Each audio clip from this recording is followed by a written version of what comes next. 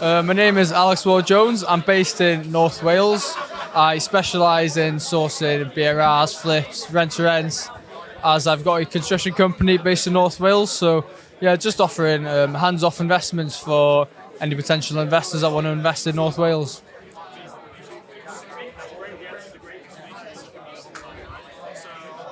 Tell me about the academy. How's it been being at the academy?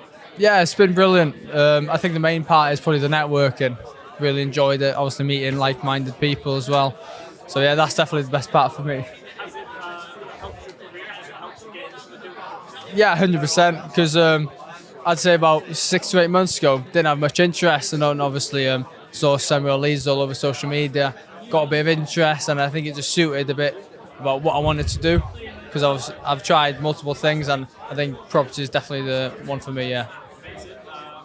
Tell me about Samuel. Tell me about the team. How's it all working? Yeah, it's really good. I've really enjoyed doing the mentor calls as well, because I've recently got my first deal and been put on Deal Connect. So, yeah, obviously just getting a bunch of mentor calls in, just getting a bit of guidance on it. So, yeah, that's definitely a really important part of the academy. Final question.